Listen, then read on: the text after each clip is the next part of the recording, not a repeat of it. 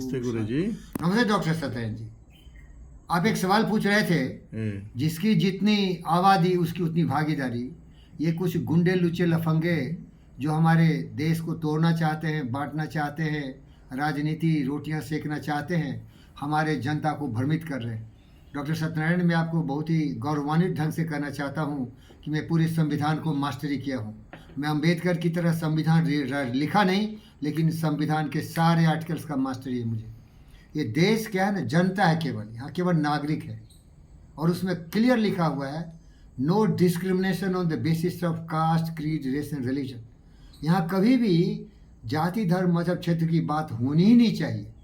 ये हमारा जो भौगोलिक बंटवारा है राज्यों का, इसके बाद हम जिलों में जाते हैं, ये सब प्रशासनिक ढंग से देश को शांतिपूर्ण ढंग से चलाने का तरीका है।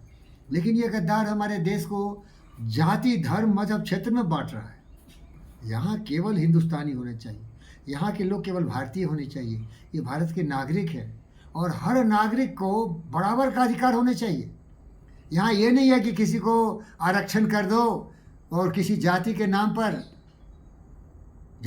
पर कुछ आरक्षण कर दो, बाकी कहाँ जाएंगे भाई? बाकी लोग क्या भूखे मर जाएंगे? वो देश के नागरिक नहीं है क्या? वो गद्दार है, वो देशद्रोही है, वो नायक कमीने कुत्ते हैं, वो जंगली जानवर है जो कि जस्ट वोट के लिए हमारे समाज को जाति, धर्म, मजहब, क्षेत्र में बांटता हो।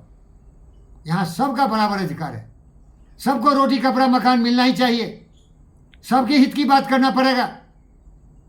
किसी जाति को ज़्यादा दोगे, किसी जाति बोलता क्यों? जाति बोले तो जबान काट लो। अगर मैं सेना का प्रमुख होता, बता रहा हूँ, हमारे देश को जो भी जाति, धर्म, मजहब, क्षेत्र में बांटता, उसकी जिंदगी को मैं बांट देता। मैं जो हमारे देश को खंड खंड टुकड़ों टुकड़ों में बांटता, उसको पहले खंड खंड टुकड़ा करना चाहिए, कि सबसे बड़ा देशद्रोही है वो स्वार्थी है, लोभी है, लालची है, जातिवादी है, वंशवादी है, सत्ता का लोभी है, वो जनता का भक्त नहीं है, जनता के लिए काम नहीं कर रहा है। डेमोक्रेसी में उसके लिए कोई जगह नहीं। डेमोक्रेसी में सबका हित की बात होती है।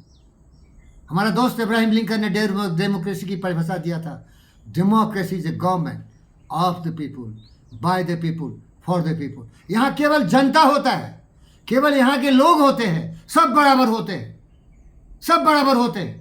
यहाँ ना कोई जाति होता है, ना धर्म होता है, ना मजहब होता है, ना क्षेत्र होता है, सब भारतीय नागरिक होते हैं।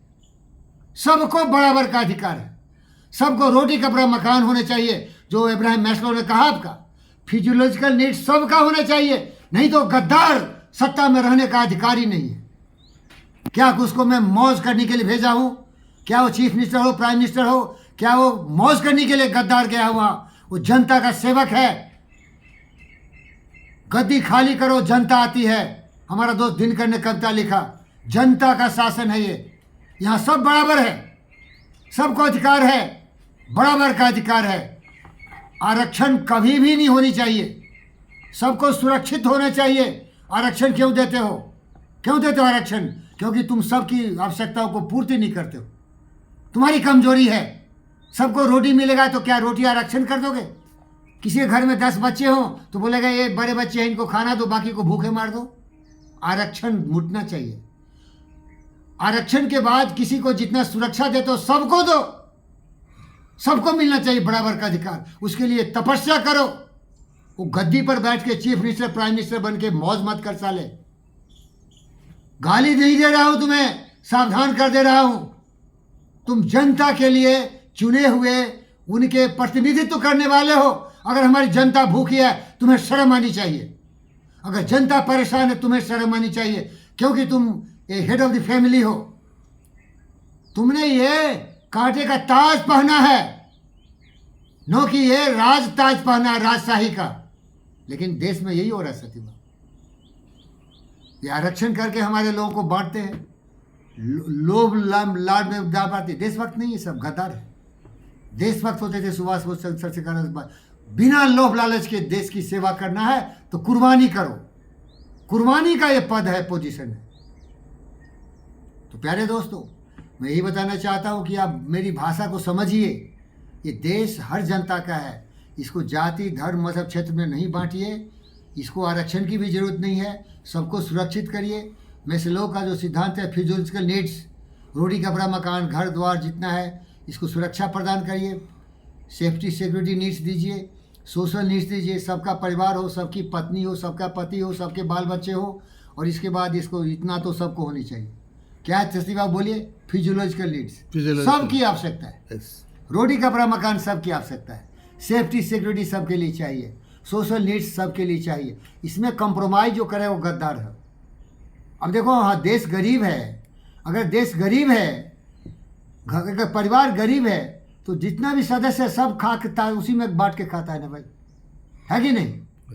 लेकिन इससे इसका एक ही उत्थान के कारण है। बोलिए, सवाल पूछिए, इसके लिए उभरने का तरीका क्या है? उत्थान का मार्ग क्या है? बोलिए साहब, what is the way how to get this position? Education, इसको सिखाओ, पढ़ाओ, लिखाओ, सचमुच ट्रेनिंग दो इसको, इसके दिमाग की जो सोच है उसको बदलो, इसको देशभक्त मेरी तरह बनाओ, इसको पंडित फकीर योगी वीरेंद्र योगी बनाओ। जब इसके विचार सुधरेंगे तो स्वार्थ दूर हो जाएगा।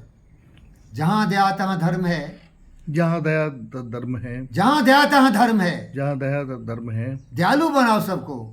जहाँ लोभ तहाँ पाप, जहाँ लोभ तहाँ पाप। ये लोभी लालची गद्दार देश के द्रोही है, जो जाति धर्म मजहब क्षेत्र के नाम पर हमारे देश को बांटता है। जहाँ दया तहाँ धर्म है, जहाँ लोभ तहाँ पाप, जहाँ क्रोध तहाँ काल है, जहाँ क्रोध तहाँ काल है, जहाँ क्षमा तहाँ आप। जहाँ क्षमा। ओम शांति। ओम शांति, ओम शांति, ओम शांति।